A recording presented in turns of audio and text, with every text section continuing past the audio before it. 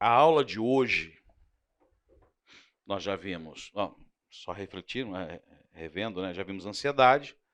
Semana passada foi orgulho. A aula de hoje é vergonha inapropriada. Gente, eu passei a semana inteira com a minha esposa atrás de mim, querendo saber o que é a aula. Mas o que é? Mas o que vai falar? Mas o que é vergonha inapropriada, né? Eu falei, espera. Ansiedade. Então, assim, a primeira aula ela pulou.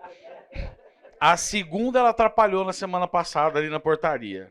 Vamos ver se dessa vez. Eu não tenho boas notícias para vocês, não. Então deixa eu inserir vocês dentro de um contexto aqui. Não é. Porque assim, eu sempre falo, né? Às vezes a gente lê a Bíblia, e se você não contextualizar, ou até mais interessante que isso, você, dependendo do que você está lendo, você tentar fazer uma imersão sobre aquela época. E se colocar ali naquela época. E tentar puxar do teu coração, caramba, pensando nisso, como é que eu agiria naquela época? Nós temos vários versículos que falam aqui, não, nós temos que ter fé, nós temos que crer. Deus não nos deu um espírito de covardia, não é? Então tá bom. Vamos fazer um exercício hipotético aqui. Estamos debaixo de um novo estado.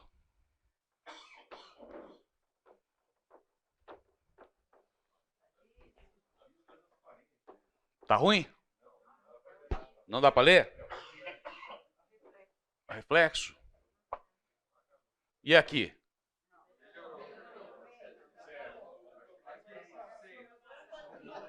Meu pai do céu. Vamos usar a cabeça. Estamos no estado novo. O governante chama Nero. E a regra é a seguinte: cristianismo é um risco para o Estado. É proibido falar o nome de Cristo. É proibido professar a tua fé. Todas as outras religiões que aceitam toda essa parafernália que a gente está vendo aí, em nome do amor, né? Então, assim, em nome do amor, eu posso ser do grupinho do Todes, com todas aquelas letras do alfabeto, e até existe um Deus que aceita. Vamos reescrever a Bíblia. Precisamos reescrever a Bíblia. Porque Deus não é mais o Senhor. E aí, qual a diferença daquilo que os ateus ou que os filósofos defendem de que Deus é um Deus criado? Se eu quero reescrever a Bíblia, eu simplesmente estou querendo criar o Deus de acordo com o meu interesse. Onde ele vai aceitar as minhas abominações, os meus pecados, os meus ideais, aquilo que eu acabei de achar que é correto. Em nome do amor. Porque isso me faz bem. E todos aqueles que defendem as escrituras tal qual ela existe, ela prega e ela impõe a sua verdade e em amor, serão perseguidos. Então um encontro como esse aqui é proibido. Quantos aqui têm filhos? Levanta a mão. Independente da idade dos teus filhos. Esse estado novo entra aqui na igreja agora. Nos pega a todos. Nos leva aí para o estacionamento. Nós que somos pais, somos os maridos, os provedores, somos separados da nossa família. Nossas esposas e nossos filhos nos vendo. Nós vamos ser algemados, seremos humilhados, nos levar tapa na cara, na frente das nossas famílias. E eu tenho um filho de 19 anos, uma filha de 20 anos, e vendo o pai sendo humilhado aqui na frente. Por que não, talvez, o meu filho reaja? E aí, se reagir, ele vai ser punido também. E aí vocês, esposas, terão seus nomes todos anotados, o endereço das famílias anotados, porque nós, que somos os provedores, somos os homens, vamos ser presos. Aqueles que são pastores e aqueles que, por exemplo, ensinam, nessa semana vão servir ali no Arautos da Paz como postes de luz, disponibilizando o próprio corpo para ser queimado e iluminar ali a região. Por quê? Porque nós somos um risco. Porque nós falamos. Alguns vão queimar por um tempo, outros têm um pouquinho mais de gordura e de óleo, pode durar um pouquinho mais.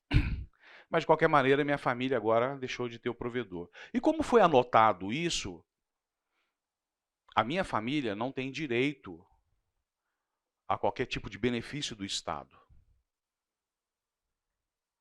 Seus nomes vão ser anotados.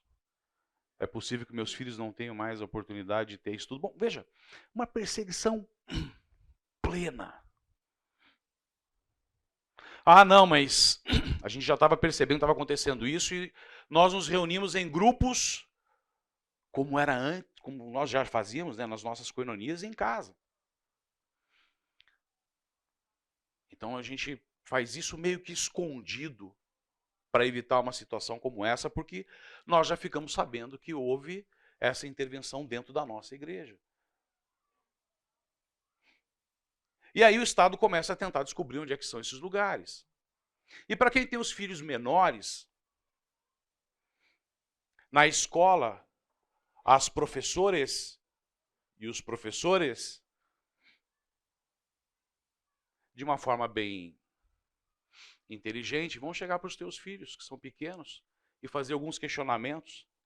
E eles, na ingenuidade, a partir daquilo que eles falam, porque você ensinou na tua casa, vão deixar entender esse estado de que os teus filhos fazem parte de uma família que professa o nome de Cristo.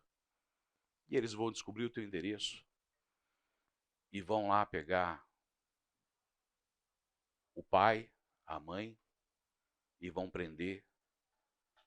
E, gente, a sequência vai. E aí vão pegar, por exemplo, naquela família e falar assim, ah, tá bom. Quem são os pais dos pais, ou melhor, os avós? Se os avós não forem cristãos e não defenderem ou professarem o nome de Cristo, estão livres.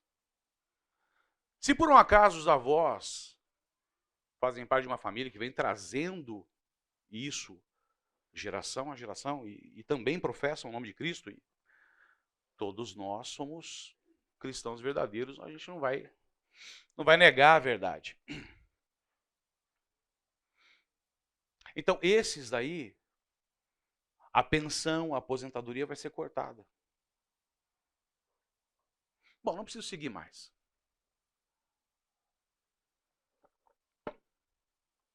Então agora abre Hebreus 10 e vamos ler junto comigo.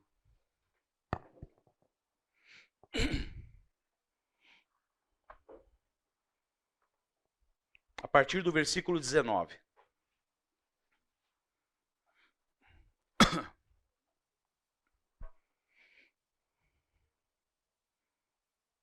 Quero ver se agora para você esse texto tem uma outra conotação. Hebreus 10, a partir do versículo 19. Portanto, irmãos, temos plena confiança para entrar no Santo dos Santos pelo sangue de Jesus, por um novo e vivo caminho que ele nos abriu por meio do véu, isto é, do seu corpo. Temos, pois, um grande sacerdote sobre a casa de Deus. Sendo assim, aproximemo-nos de Deus com um coração sincero e com plena convicção de fé, tendo os corações aspergidos para nos purificar de uma consciência culpada e tendo os nossos corpos lavados com água pura. Aí, a partir daqui, apeguemo-nos com firmeza à esperança que professamos, pois aquele que prometeu é fiel. Consideremos uns aos outros para nos incentivarmos ao amor e às boas obras. O que é esse incentivar uns aos outros agora?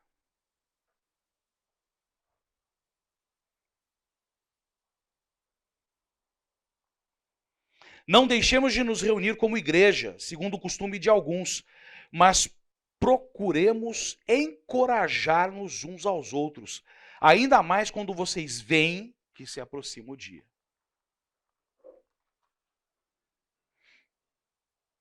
Se continuarmos a pecar deliberadamente, depois que recebemos o conhecimento da verdade, já não resta sacrifício pelos pecados. Mas não somente uma terrível expectativa de juízo, de fogo intenso que consumirá os inimigos de Deus.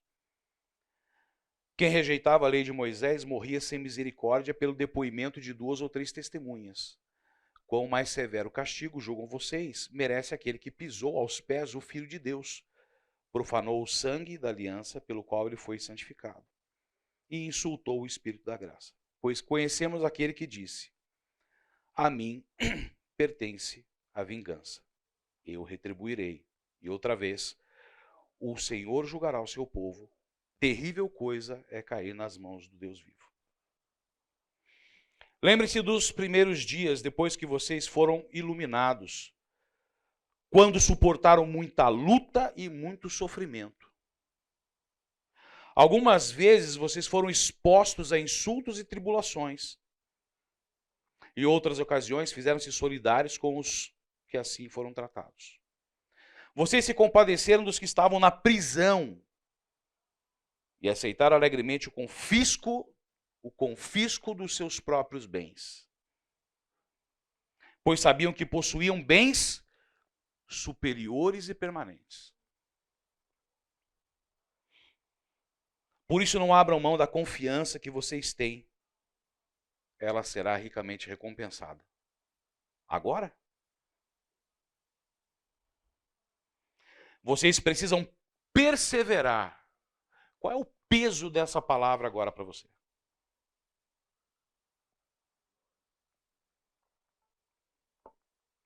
De modo que quando tiverem feito a vontade de Deus, recebam o que ele prometeu, pois em breve, muito em breve, aquele que vem virá e não demorará.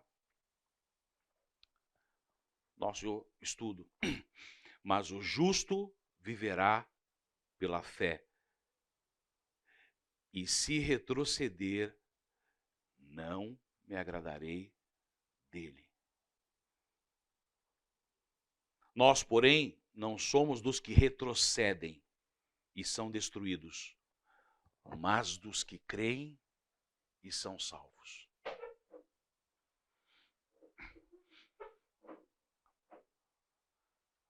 Um chamado à nossa fé, à perseverança e não ser quem retrocede.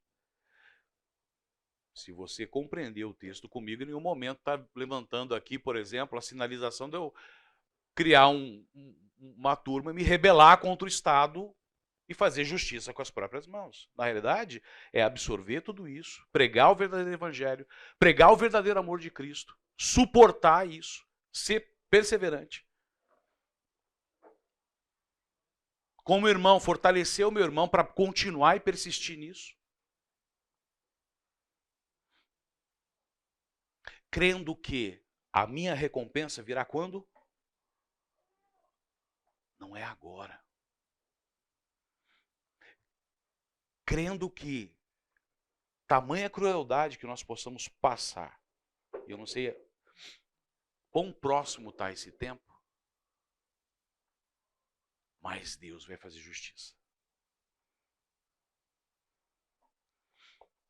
E aí, Hebreus 11, vai um pouquinho para frente, a partir do 32.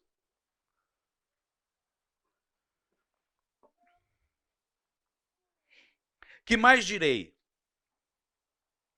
Não tenho tempo para falar de Gideão, Baraque, Sansão, Jefté, Davi, Samuel e os profetas, os quais, pela fé, aqui é uma parte até bonita de ver, né? Conquistaram reinos, praticaram a justiça, alcançaram o cumprimento de promessas, fecharam a boca de leões, apagaram o poder do fogo, escaparam do fio da espada. Aí agora começa. Da fraqueza tiraram força. Tornaram-se poderosos na batalha e puseram em fuga exércitos estrangeiros. Houve mulheres que pela ressurreição tiveram de volta os seus mortos. Olha a parte B do versículo 35. Uns foram torturados e recusaram ser libertados, para poderem alcançar uma ressurreição superior. Outros enfrentaram zombaria e açoites. Outros ainda foram acorrentados e colocados na prisão. Apedrejados, cerrados ao meio, postos à prova, mortos ao fio da espada, andaram errantes, vestidos de pele de ovelhas e de cabras, necessitados, afligidos e maltratados. E fechamos com chave de ouro. Versículo 38. Leiam comigo. O mundo não era digno deles. Vagaram pelos desertos e montes, pelas cavernas e grutas.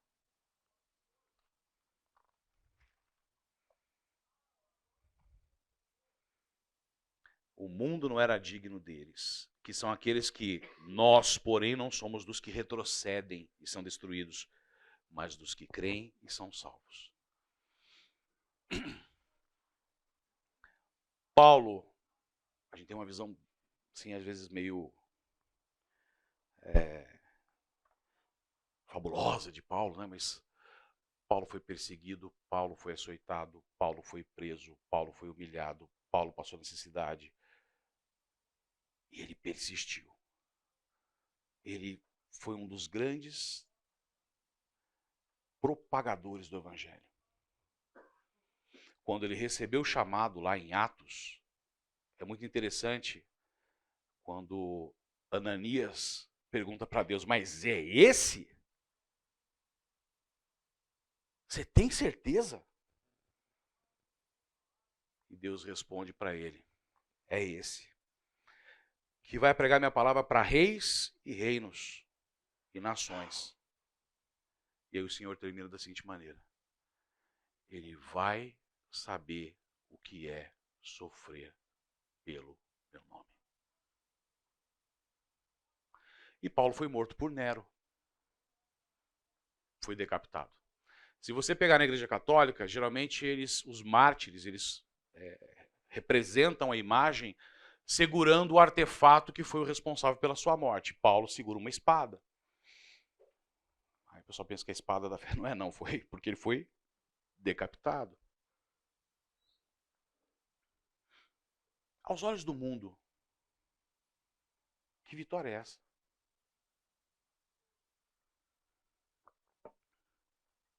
Estamos falando de fé. Vai lá em Mateus 5.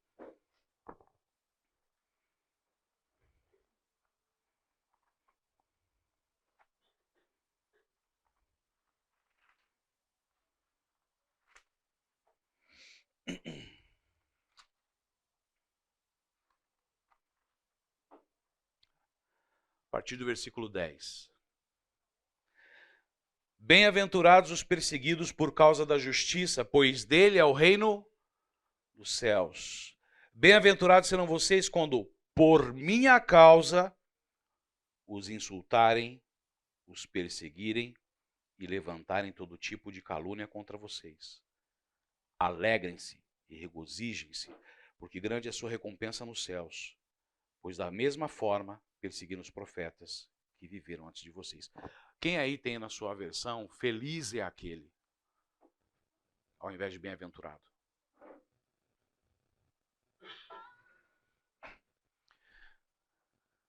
Quem disse isso foi Cristo.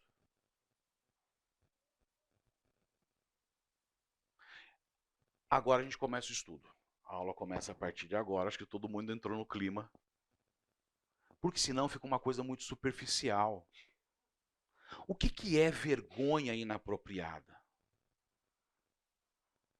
O que eu vou abordar aqui? Versículos texto, base aqui para o nosso estudo. 1 Timóteo, aliás, primeiro não. 2 Timóteo, capítulo 1. Depois a gente vai ter vários textos que nós vamos ler desse capítulo. Mas aqui, por essa, 2 Timóteo, capítulo 1, versículo 12. Por essa razão também sofro. Agora, eu entendo que ele está falando de sofrimento. Mas não me envergonho. Porque sei em quem tenho crido e estou bem certo de que ele é poderoso para guardar o que confiei até aquele dia. Quantas vezes você já falou, ouviu, cantou esse versículo? Mas eu sei que tenho crido e estou bem certo. Maravilhoso. Até o dia. Muito bom. Amém. Amém. Mas ele antes fala assim, por essa causa também sofro. Romanos 10, versículos de 10 a 11. Pois com o coração se crê para a justiça e com a boca se confessa para a salvação, como diz a Escritura. Todo que nele confia jamais será envergonhado. Então vamos tratar da vergonha.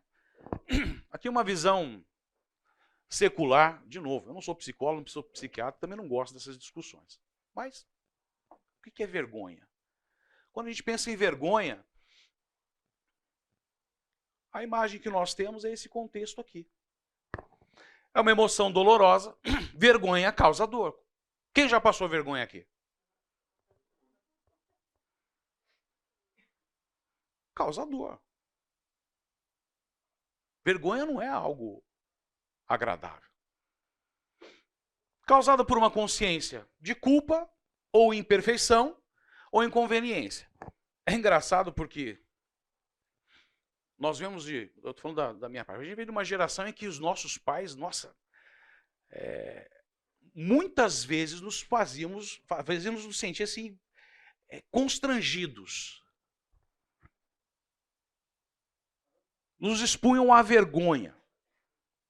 Não sabiam tratar isso de forma correta. E às vezes a gente vai trazendo esses traços para a nossa vida e isso acaba sendo um obstáculo para a gente.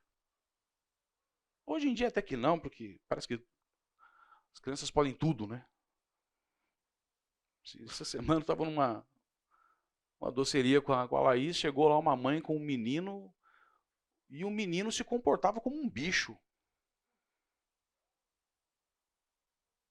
E eu fiquei olhando para o menino, olhava para a mãe nem aí. Aí eu comecei a achar, ele deve ter algum problema. E não tinha. O problema era falta de disciplina. Aí ela, ai filho, vai lá pegar a coxinha para mim. Ele foi lá. Eu falei, meu Deus do céu. E não sentia vergonha. E a semana era do estudo da vergonha, né? Eu falei assim, puxa vida. Não sentia vergonha. Mas nós temos essas três questões aqui. Culpa. Vamos imaginar que você é o responsável por tomar conta do gasofilácio. Quem não sabe, gasofilácio é onde você coloca o dízimo. E você foi lá naquela semana, está apertado e, puxa vida, a igreja tem tanto, é tão abastada, eu vou tirar uma parte disso aqui para mim. Mas descobriram. E aí você sente vergonha. Você sente culpa. Ou uma condição de imperfeição. Imagina que você é o melhor numa dada área, na tua profissão, você é um atleta, assim, as pessoas esperam de você uma alta performance, um resultado esplêndido, maravilhoso, e aí você é exposto a uma prova com pessoas que não são tão conhecidas assim, talvez um pouco desqualificadas, e por azar aquele não era teu dia. E você não foi bem, e não ganhou. E algumas pessoas não conseguem aceitar a condição e sentem vergonha por uma questão em que, olha assim, fui imperfeito. Mas quem aqui é perfeito? Ou por uma inconveniência. Você é chamado para uma festa, mas você é daquele que é bem desavisado. E aí você vai lá de bermuda, chinelão, e quando chega lá era uma festa, traje esporte fino. Só você daquele jeito. E por mais que as pessoas gostem de você, você se sente inconveniente, sente constrangido.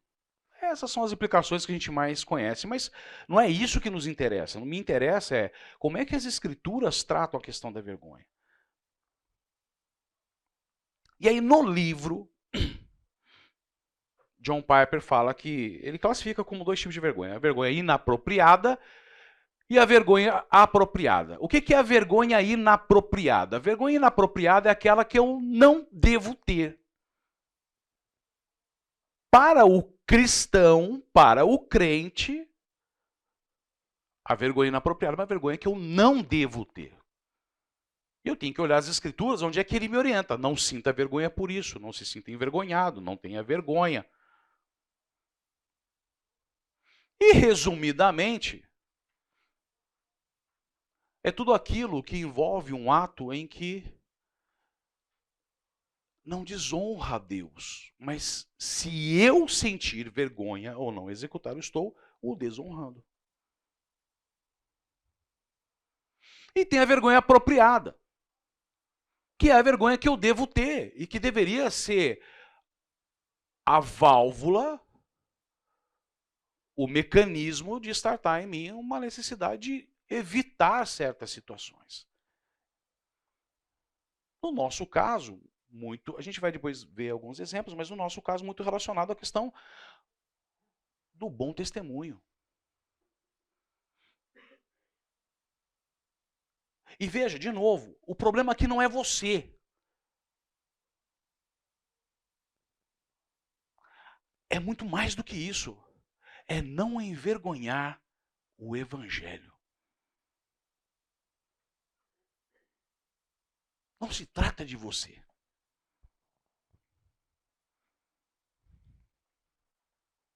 Muito bem. Vamos começar aqui trazendo uma condição de vergonha apropriada. Deixa eu até já colocar ali. 2 Timóteo, capítulo 2, de 19 a 21. Entretanto, o firme fundamento de Deus permanece inabalável e selado com esta inscrição: o Senhor conhece quem lhe pertence. E afaste-se da iniquidade todo aquele que confessa o nome do Senhor. Então, olha, o Senhor conhece aquele a que lhe pertence. E há aqui uma orientação. Afaste-se da iniquidade todo aquele que confessa o nome do Senhor. E ele diz, numa grande casa há vasos, não apenas de ouro e prata, mas também de madeira e barro. Alguns para fins honrosos, outros para fins desonrosos. Se alguém se purificar dessas coisas, será vaso para a honra, santificado, útil para o Senhor e preparado para toda boa obra. Na realidade, antecedendo o versículo 19, ele dá ali algumas instruções de como proceder, de como ser. Mas na realidade o que ele está dizendo é o seguinte, olha, você não é mais qualquer um. Você agora tem que defender o estandarte de Cristo. Você tem que, na tua vida, ter um agir que honre a Deus. Seja um vaso de honra. E veja, você pode ser de barro, você pode ser de madeira. Mas eu quero ser um vaso nas mãos do oleiro, porque em algum momento talvez ele fale assim, ó, eu vou te quebrar. E vou te refazer do jeito que eu quero. E se é um vaso de barro, o barro não tem valor nenhum. Mas quando falam vaso de honra, é um vaso que vai ter utilidade para o Senhor, porque aquilo que ele vai carregar, que é precioso, não é o vaso. É Deus. Então eu tenho que ter a vergonha apropriada condiz com essa atitude de eu ter o cuidado de não ser um vaso de desonra com as minhas atitudes, com o meu falar, com o meu proceder, a forma como eu penso, a forma como eu me relaciono. E veja, em todos os aspectos, porque a gente está falando do Senhor. O Senhor te vê em qualquer lugar. Talvez na tua casa, ninguém está vendo, muitos não reconheçam quem você é. Mas o Senhor sabe. Você também está sendo um vaso de desonra na tua casa, porque a tua esposa está vendo, ou o teu marido está vendo. E pior, os teus filhos estão convivendo. Então você pode ser um vaso de desonra, em que pode, ao invés de estar trazendo a bênção para a tua casa e fortalecendo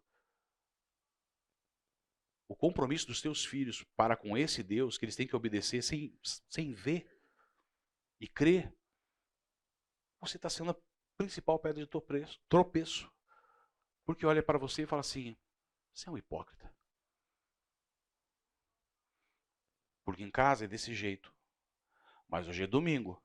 E quando chega aqui no portão, puxa o sorriso de crente e entra. No trabalho, na tua vida social, na escola, na faculdade, num jogo de futebol, em qualquer lugar. Essa é uma vergonha apropriada. Que eu tenho que me preocupar em não fazer, porque isso desonra o Senhor.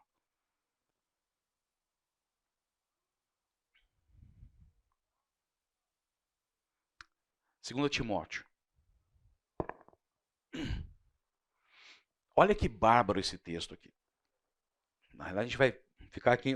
Pode deixar no capítulo 1, que a gente vai ler alguns versículos aqui. 2 Timóteo, capítulo 1, versículo 8 e 9. Portanto, não se envergonhe de testemunhar do Senhor. Paulo está falando isso para Timóteo. Poxa, Timóteo, sim. E se Paulo está falando isso, eu subentendo que Timóteo estava sentindo vergonha. Portanto, não se envergonhe de testemunhar do Senhor, nem de mim, que sou prisioneiro dele. Então, eu estou preso. Em nome de Cristo. Pelo novo caminho que nós estamos divulgando e professando. Não sinta vergonha. Mas suporte comigo os meus sofrimentos pelo Evangelho. Não é também considerar Paulo como uma referência. Não. Eu vou lá por Paulo. Não, é pelo Evangelho. É pelo foco correto. É por Cristo. É isso que eu gosto em Paulo. Paulo não traz para si a bandeira do tipo, olha quem eu sou. Ele traz para si a consciência do que tem que ser considerado. Não se envergonhe. Mas não por mim, pelo Evangelho, porque talvez você vai passar pelo mesmo que eu estou passando. Segundo o poder de Deus, que nos salvou e nos chamou com uma santa vocação.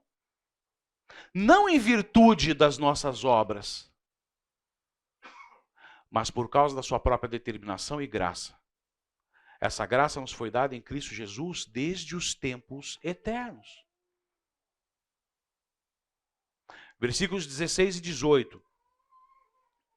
O Senhor conceda misericórdia à casa de Onesíforo. Vezes ele me reanimou e não se envergonhou por eu estar preso. Timóteo, não se envergonhe porque eu estou preso. Olha o exemplo de Onesíforo.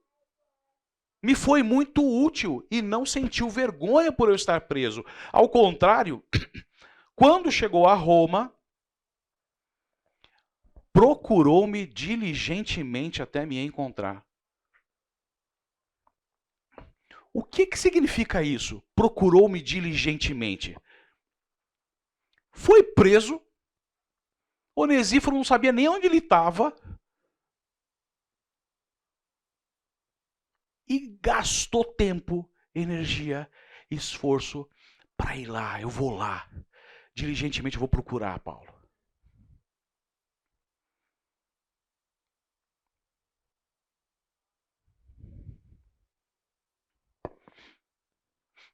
Conceda-lhe o Senhor que naquele dia encontre misericórdia da parte do Senhor. Você sabe muito bem quantos serviços ele me prestou em Éfeso. Mateus 5, 10 e 11, que nós lemos agora há pouco. Bem-aventurado.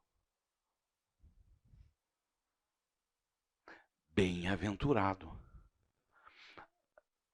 O Paulo está falando para Timóteo, Timóteo, Onesíforo é um bem-aventurado. Não se envergonhe, eu sou um bem-aventurado. Eu não me envergonho.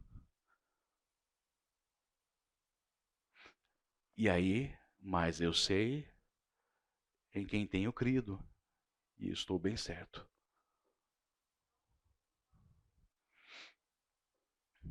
Eu não sofro, porque a minha fé está firmada.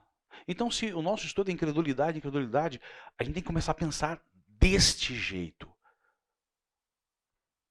Se coloque na pessoa. Como é que você ficaria se você fosse preso pelo Evangelho? Porque você falou a verdade.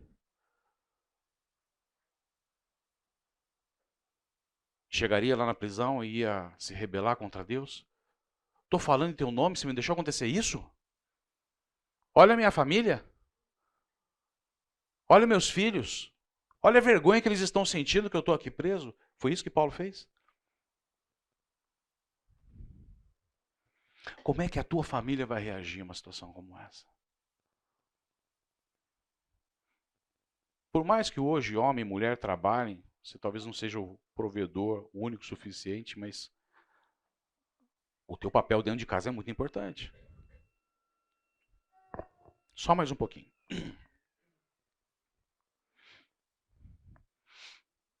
Isso é uma vergonha inapropriada. É o tipo de vergonha que eu não posso e não devo ter. E versículos 3 a 7. Dou graças a Deus a quem sirvo com a consciência limpa, como serviram os meus antepassados, ao lembrar-me constantemente de você, noite e dia, em minhas orações. Lembro-me das suas lágrimas e desejo muito vê-lo, para que a minha alegria seja completa. Recordo-me da sua fé não fingida. Então ele reconhece que Timóteo não tem uma fé fingida. Ele não é um hipócrita. E ele ainda reconhece a origem disso, que ele fala que primeiro habitou em sua avó, Lóide, e em sua mãe, Eunice. Olha a importância daquilo que você professa dentro do ambiente incólume do teu lar.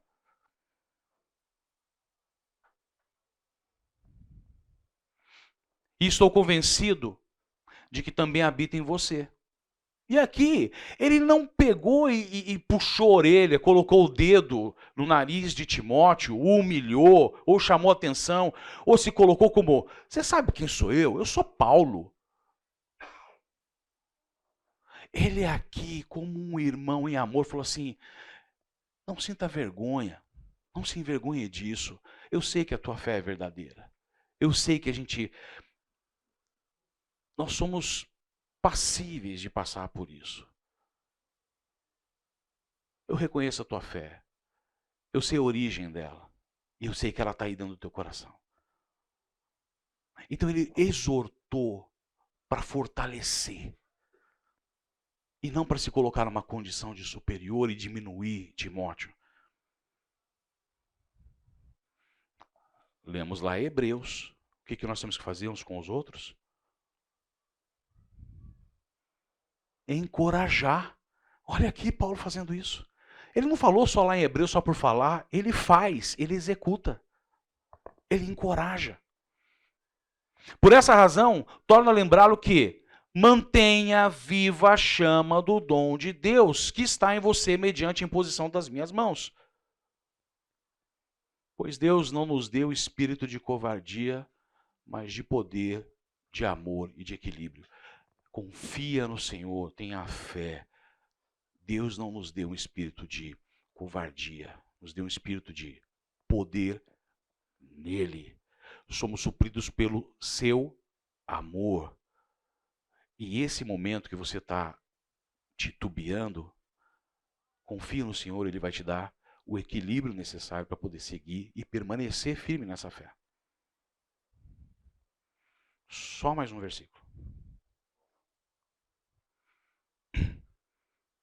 Versículo 12.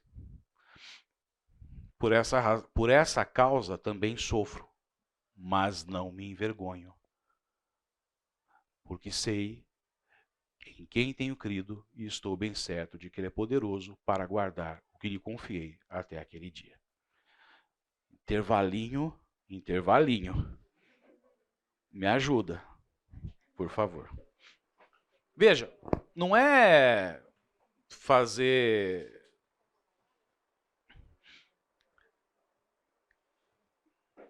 Como é que se diz? Fugiu a palavra agora. Mas veja, vocês entenderam por que eu fiz aquele contexto no início, de inserir a gente dentro de uma situação histórica que, gente, daqui a pouco isso vai estar acontecendo. Não sei como, qual vai ser o patamar, mas é bíblico. É bíblico. Acabou. Às vezes o pessoal fala assim, não pode isso aqui, tá... Olha só, viu, é bíblico, está escrito, vai acontecer, não adianta. Vai piorar. Mas olha a importância disso. Você entende que agora eu leio esses textos aqui e falo sobre não me envergonho, não me envergonho. Tem uma outra conotação, porque tem uma questão do peso, da responsabilidade daquilo que nós professamos, da fé que nós professamos. É muito mais do que uma vergonha pessoal. É muito mais do que se sentir constrangido dentro de um ambiente porque você é o cristão, é o crente. É muito mais do que você sentir uma culpinha pessoal. É muito mais do que você trabalhar com a tua imperfeição. Não se trata de você. É muito mais do que isso. Graças a Deus, dentro da minha casa, eu tenho um relacionamento com a minha esposa e que eu tenho a liberdade de tratar com ela de uma forma muito transparente os pecados. E como isso é importante.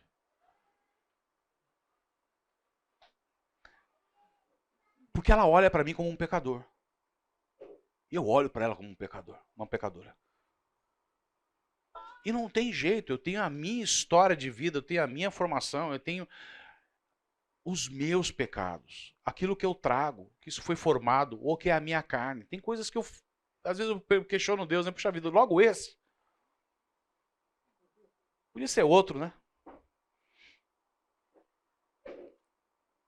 Mas a gente tem essa conversa franca e aberta, tratando da nossa imperfeição, e não pela minha vergonha, mas para a gente poder fazer uma revisão de como é que nós estamos para honrar o Senhor. Estou aqui ensinando. Tem certas circunstâncias em que eu ensino e eu falo assim, olha, eu não me sinto referência para falar sobre isso. Isso é uma área de batalha pessoal. E também não quero ser referência para ninguém. Referência aqui é Cristo. Se você não está entendendo o que eu estou falando, eu não estou cumprindo o meu papel. Não sou referência de nada. Mas essa vergonha que nós estamos tratando aqui, é a vergonha que traz essa condição aqui, ó, da incapacitação, do silêncio.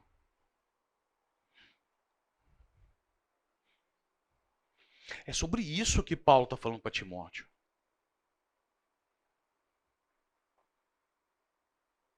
Mas também tem a forma certa de você se colocar. Porque veja, 1 Pedro, ele orienta lá que eu tenho que ter a possibilidade de responder a razão da minha fé e a verdade e a justiça a qualquer pessoa. mas é em amor. A palavra de Deus não pode ser uma ferramenta ou um instrumento de batalha. Não pode ser uma ferramenta ou instrumento de discussão.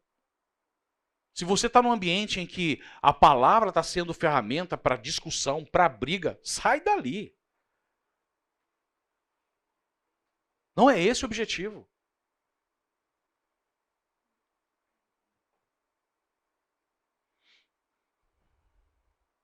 Deus quer que nós façamos parte do seu exército, mas não é para você pegar a espada e ir passando no pescoço de todo mundo. É em amor. Olha o que é importante. Marcos capítulo 8, versículos de 34 a 38. Então ele chamou a multidão e os discípulos e disse: se alguém quiser acompanhar-me, negue-se a si mesmo, tome a sua cruz e siga-me. Então você entende quando eu falo para você que não tem nada a ver com você, não é uma questão de você. É justamente o contrário. O que Cristo fala, negue-se a si mesmo. Se há uma coisa que não tem o menor valor aqui é você. E quando ele fala tome a sua cruz e siga-me, compreenda o que ele está querendo dizer. Quando alguém era julgado e punido à morte por cruz, essa pessoa tinha que carregar a cruz e ir até o local onde seria crucificado. E por que disso? Porque o carregar a cruz, você já estava dando a informação para a sociedade que eu já morri. Eu já estou morto. Eu só estou indo cumprir a etapa. Então, quando Cristo fala aqui, tome a sua cruz, é morra para o mundo. Negue-se a si mesmo. Façam com que as pessoas vejam que você, para esse mundo, morreu. Na semana passada, o Fernando falou sobre a questão, somos peregrinos. Faça-se um peregrino. Que as pessoas percebam que você está aqui, dá o testemunho, mas você não faz parte disso. Você morreu para esse mundo. Porque nós vivemos para algo maior. O tomar a sua cruz, a gente pensa, é pegar o sofrimento. Não, não, não. Tomar a sua cruz é morra. E aí você entende quando Paulo fala, olha, porque para mim já não sou mais eu quem vive. Eu morri, mas Cristo vive em mim. Amém. Pois quem quiser salvar a sua vida, perderá. Mas quem perder a sua vida por minha causa e pelo evangelho, a salvará. Pois que adianta o homem ganhar o mundo inteiro e perder a sua alma? Ou o que o homem poderia dar em troca de sua alma? Se alguém se envergonhar, olha aqui a vergonha. Se alguém se envergonhar de mim e das minhas palavras nessa geração adúltera e pecadora, é diferente da nossa? O Filho do Homem se envergonhará dele quando vier na glória de seu Pai com os santos anjos. Você quer isso? Sabe quem vai sentir vergonha de você? Cristo. E quando você chegou para ele, e quando ele veio ao teu encontro, ele não se importou quem você era, os teus pecados, o momento que você estava, a condição que você estava. Ele não se envergonhou de você e ele te aceitou tal qual você era, de braços abertos. Estamos falando da gente? Cristo não se envergonha de quem nós somos. Ele nos ama. Um amor que eu não consigo compreender.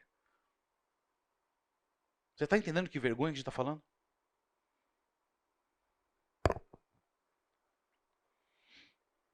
Primeira Coríntios 1, 18.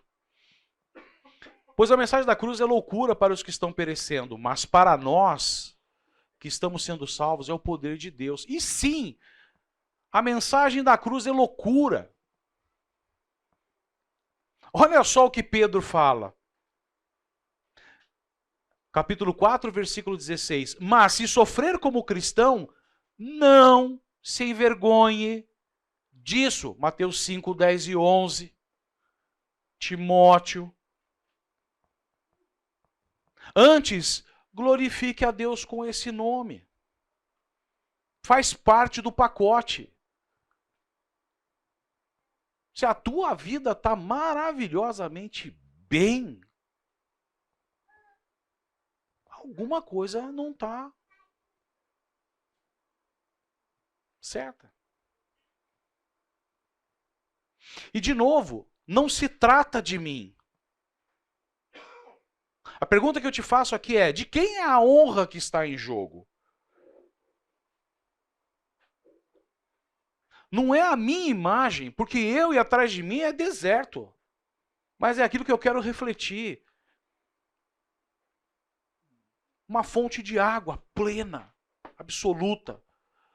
Para quem beber, nunca mais terá sede. A gente acabou de estudar isso nas outras aulas passadas. E aí Romanos 1, 16, 17 diz: não me envergonho do evangelho.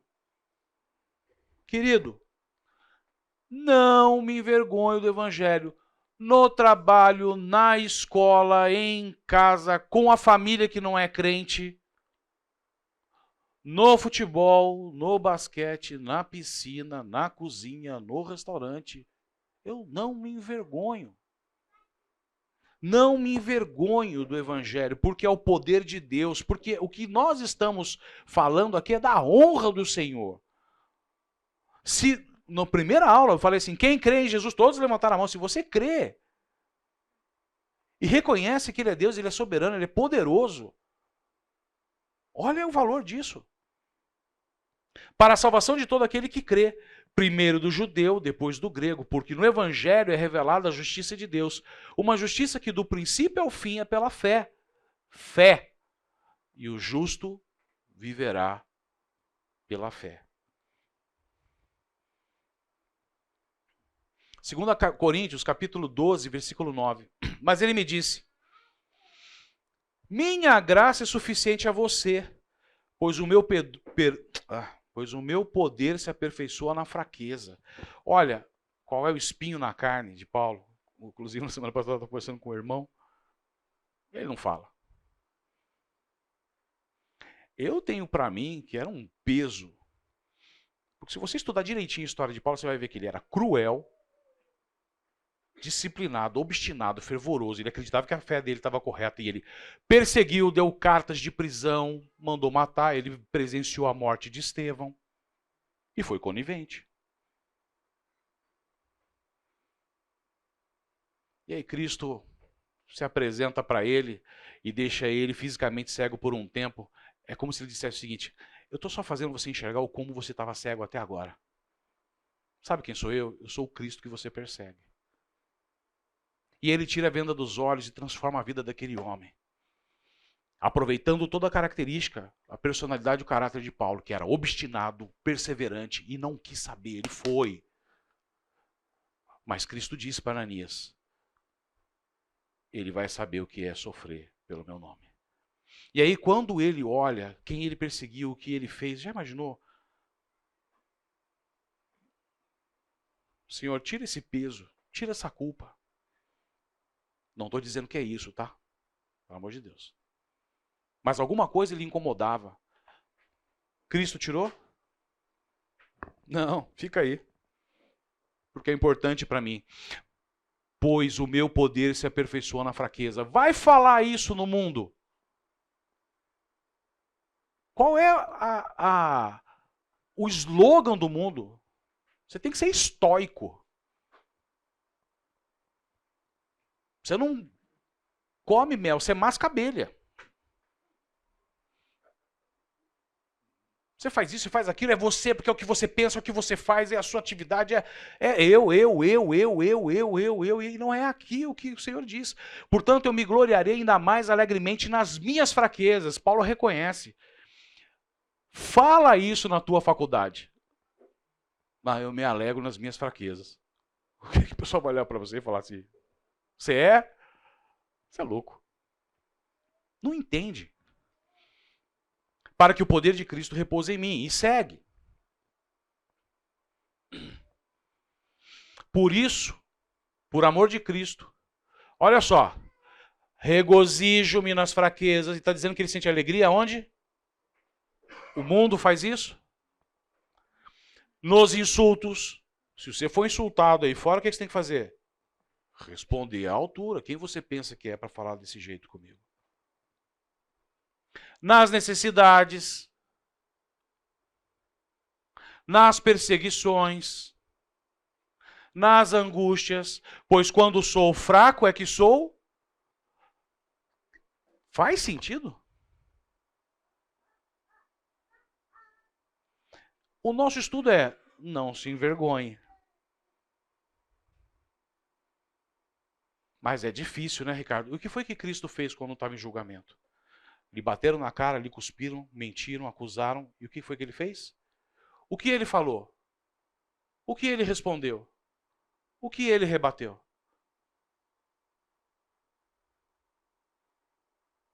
Não, mas eu vou ser diferente.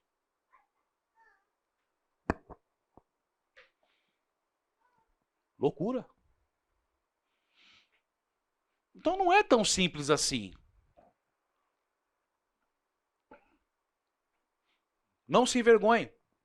É complicado, porque aí fora é loucura.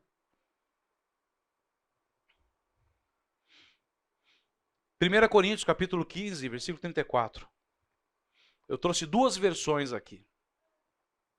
A NVI e a Revista Atualizada. Como justos, recuperem o bom senso e parem de pecar, pois alguns há que não têm conhecimento de Deus. Digo isto para a vergonha de vocês. Ou, tornai-vos à sobriedade, como é justo, e não pequeis, porque alguns ainda não têm conhecimento de Deus. Isto digo para a vergonha vossa. Isso é uma vergonha apropriada que eu tenho que ter. Isso é algo que eu tenho que buscar. Lembra lá da aula semana passada, Jeremias 9, 23? Não se vanglorie o sábio na sua sabedoria, o forte na sua força, o rico na sua riqueza.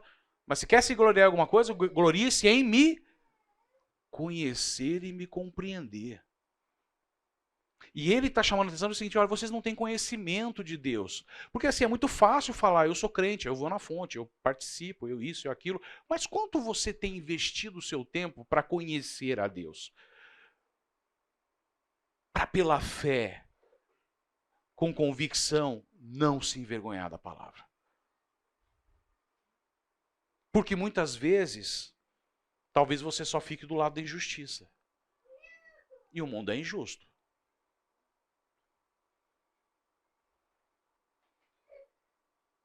E pode ser que você não veja justiça aqui. E aí?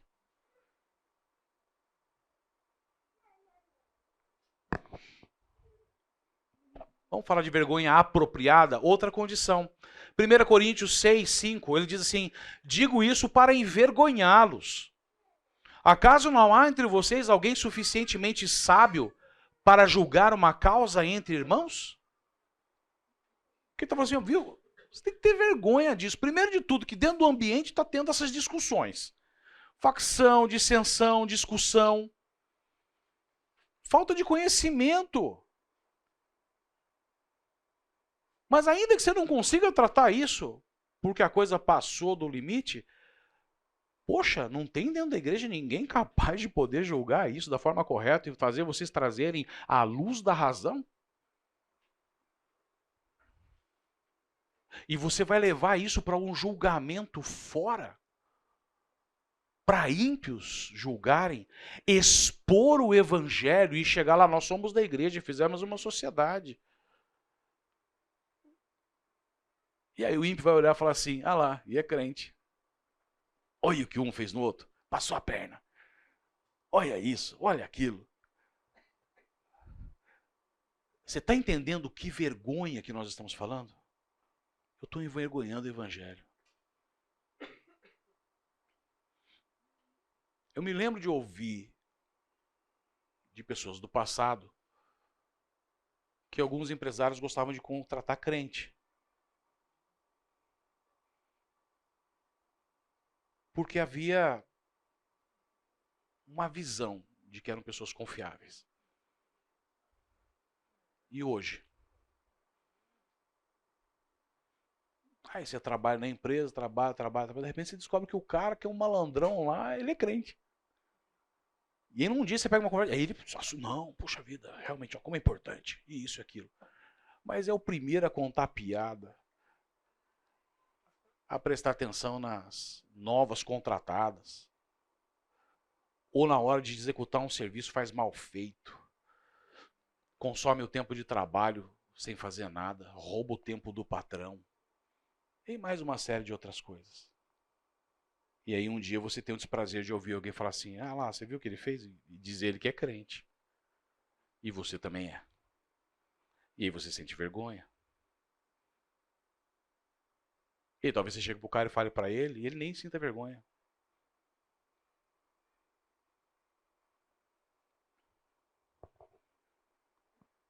Vergonha apropriada. Romanos 6, de 20 a 21. Quando vocês eram escravos do pecado, estavam livres da justiça. Que fruto colheram, então, das coisas das quais agora vocês se envergonham? O fim delas é a morte. Vergonha apropriada. Talvez você nasceu num lar cristão, mas, por exemplo, eu não. E eu consigo olhar para o meu passado e ver coisas que eu falo assim, puxa vida, graças a Deus o Senhor me resgatou e me redimiu. E é uma vergonha que não vai me fazer calar ou incapacitar ou me fazer sentir culpa. Porque a culpa vem de Satanás. É uma vergonha para que eu busque não ser mais daquele jeito. Sabe aquela história do se vestir do novo homem, se despir do velho homem? Vergonha apropriada. Lembra que eu falei lá nisso? A vergonha apropriada é uma que nós temos que ter. A inapropriada, não. Essa é uma que tem que ser um ato de me fazer repensar como eu era e como eu sou agora.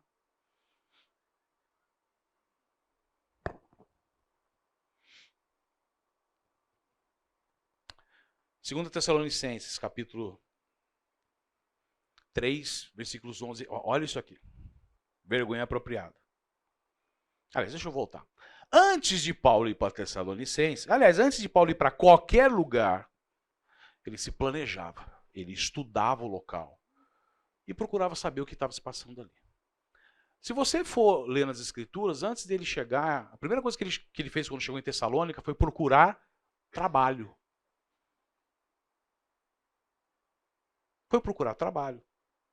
E ele não precisava. Mas ele fez isso por um motivo. Pois ouvimos que alguns de vocês estão ociosos. Não trabalham, mas andam se intrometendo na vida alheia. Então a primeira coisa que ele fez foi ser referência e exemplo.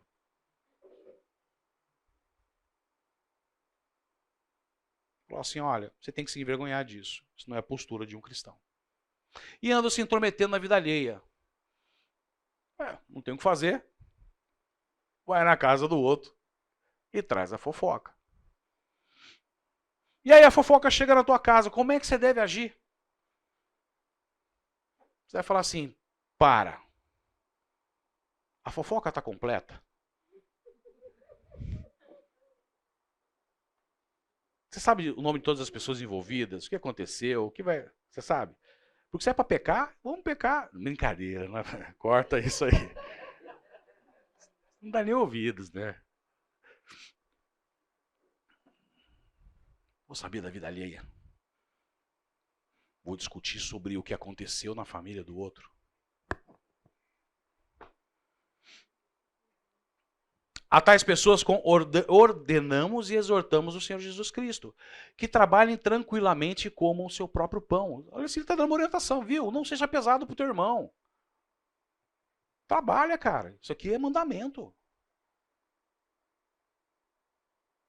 Deus instituiu lá atrás. Falou assim, você vai comer com o suor do teu trabalho. É óbvio que o teu irmão pode estar desempregado. É uma outra condição. Quanto a vocês, irmãos, nunca se cansem de fazer o bem. Se alguém desobedecer ao que dizemos nesta carta, marquem-no e não se associem com ele. Então, cuidado. É mais ou menos o seguinte: se a pessoa está insistindo em viver de uma forma que envergonha o evangelho, não é uma pessoa que você deve se associar. Porque você tem que fazer com que a pessoa se sinta constrangida. Ou, cara, você não está fazendo parte direito aqui do... Mas olha o mais importante. Contudo, não considerem como inimigo. Não me dá pedrada. Mas chame a atenção dele como irmão. Não fale comigo. Você é indigno. Não, na minha casa eu não aceito isso e você não é bem-vindo aqui. Você tem que fazer com que a pessoa se sinta... Você está deslocado desse meio, você não está fazendo parte disso. Deixa eu te trazer a realidade. Mas em amor. Vamos tratar isso. E tem a forma correta de tratar. Não é o foco do estudo, mas tem a forma correta de tratar. Agora, esse texto é bárbaro. Vamos, antes de falar dele, pensar só na seguinte situação. Dessa época, a época que Cristo estava ali. Olha, uma época, preconceito prevalecia, o judeu, veja, dentro do ambiente judaico. Tinha preconceito contra samaritano, tinha preconceito contra quem era de Nazaré. Lembra? Quando o discípulo falou assim, mas pode vir alguma coisa boa de Nazaré?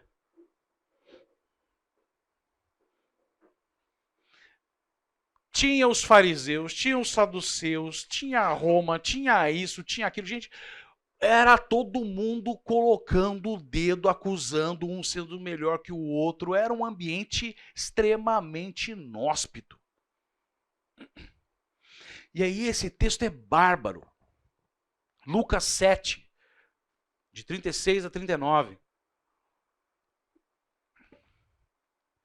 Convidado por um dos fariseus para jantar, Jesus foi à casa dele e reclinou-se à mesa. Ao saber que Jesus estava comendo na casa do fariseu, certa mulher daquela cidade, uma pecadora, todos somos pecadores, mas aqui a Bíblia está, olha, uma pecadora, trouxe um frasco de alabastro com perfume e se colocou atrás de Jesus. Gente, um frasco de alabastro. Imagina quanto custava isso naquela época, de perfume.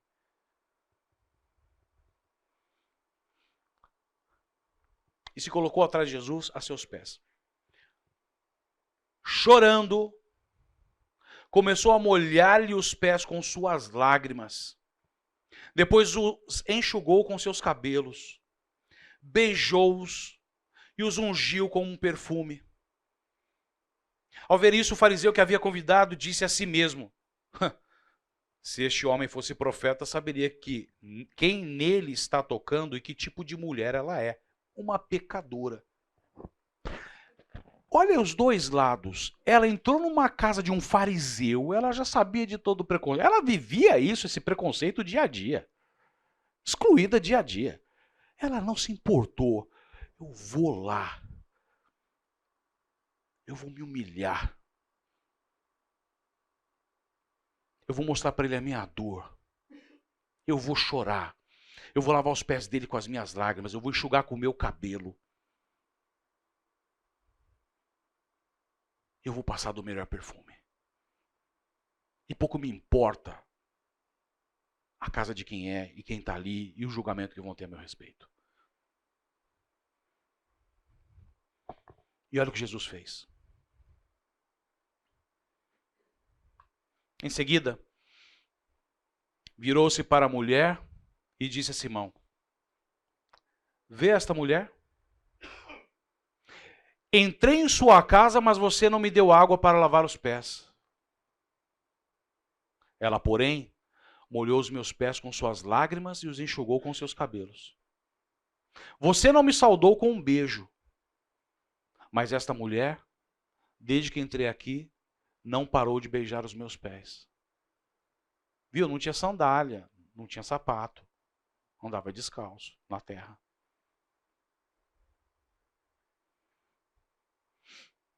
Você não ungiu a minha cabeça com óleo, mas ela derramou perfume nos meus pés. Portanto, eu digo, os muitos pecados dela lhe foram perdoados, pois ela amou muito. Mas aquele a quem pouco foi perdoado, pouco ama. Entre esses dois textos que eu passei, ele fala uma parábola daquele que, olha, tinha um homem que tinha uma dívida muito alta e outro que tinha uma dívida um pouco menor. A dívida dos dois foi perdoada. A quem você acha que houve mais perdão? E eu raciocínio lógico, quem tinha uma dívida maior. E aqui ele conclui. Mas aquele a quem pouco foi perdoado, pouco ama. Então Jesus disse a ela, seus pecados estão perdoados. Essa é a graça que você recebe por não se envergonhar e ir até Cristo. Sabe o que Cristo quer de nós? Quanto da tua semana está resgatando um tempo para se ajoelhar perante o Senhor? Chorar na frente dele. Lavar os seus pés com as tuas lágrimas.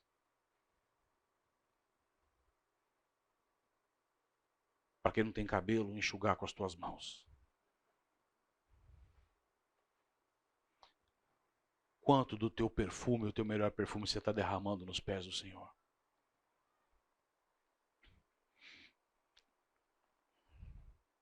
Mas eu não tenho tanto pecado assim. Será? Acabou de pecar.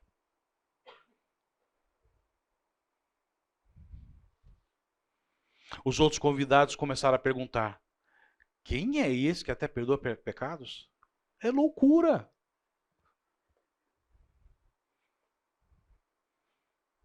Jesus disse à mulher, sua fé a salvou, vá em paz. O nosso estudo é sobre incredulidade. Sua fé a salvou. Vai. Você está entendendo o que eu estou querendo trazer sobre o contexto de vergonha para esse estudo e qual a relação dele com fé? Sim, total relação com fé.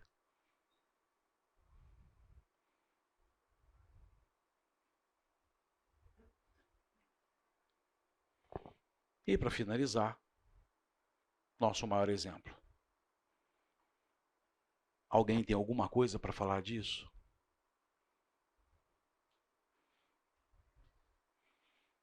Ele não sentiu vergonha de nós.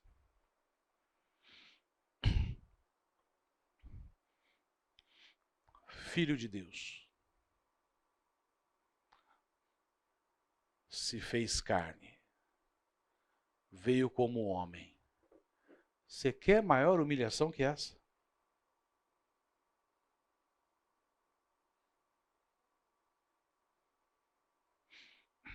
Amou e amou até o fim. Amou Judas.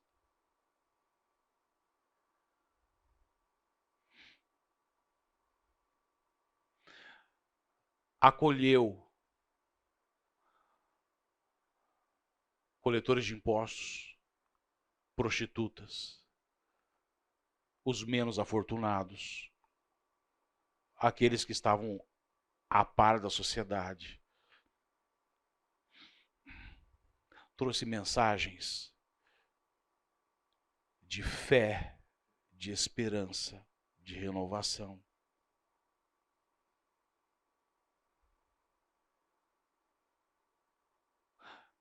Quando julgou através do conhecimento e da compreensão da palavra. Cumpriu toda a Escritura de ponta a ponta, desde o seu nascimento até a sua morte. E aceitou, por obediência, a humilhação de ser injustamente condenado, espancado, cuspido. Carregou a cruz.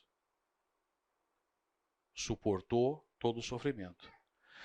E o sofrimento que ele suportou é muito maior do que aqueles escravos nas suas mãos e nos seus pés.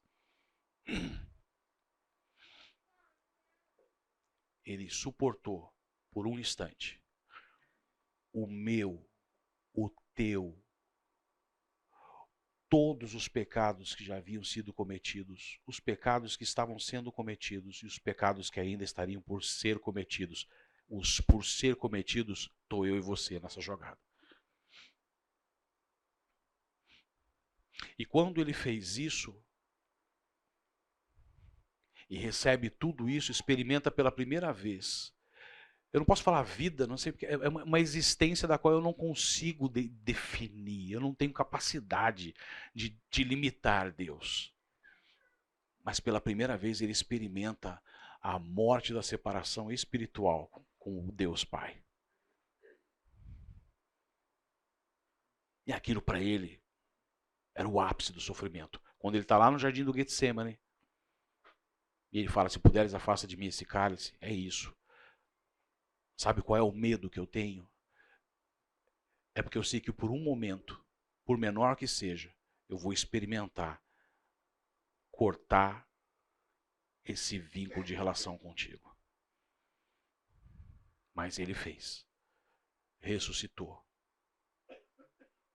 E nos amou. Até o final.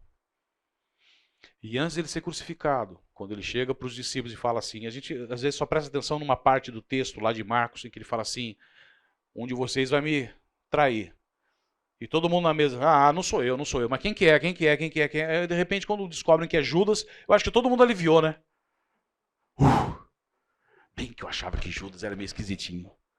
Ai, você viu que Judas metia a mão na... Aí, todo mundo, né? Só que logo depois, em seguida, Jesus fala assim, todos vocês vão me negar.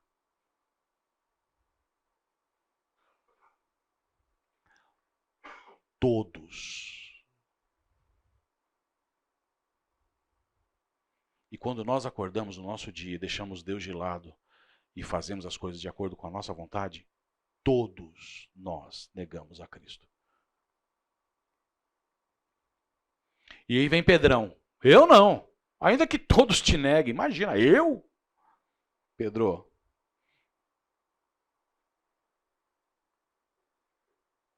Três. Não uma. 3 vezes você vai me negar. E fez. Se Cristo sabia disso desde o início, ele amou até o final. Ele não sentiu vergonha de Pedro. Ele não sentiu vergonha de ninguém. E quando ele volta, e Maria Madalena e Maria vão lá no túmulo e encontram o túmulo vazio, e o anjo fala assim, olha, não está mais aqui. Viu? E avisa os discípulos e a Pedro. Por que e a Pedro? Porque ele sabe o nosso coração. Ele falou assim, Pedro deve estar sofrendo muito, envergonhado, se culpando. Eu estou chamando ele. Estou te chamando pelo nome. E a Pedro. E a Ricardo. E a qualquer um de vocês. Amém? Olha, deu certo hoje. Vamos orar? Hoje vai dar.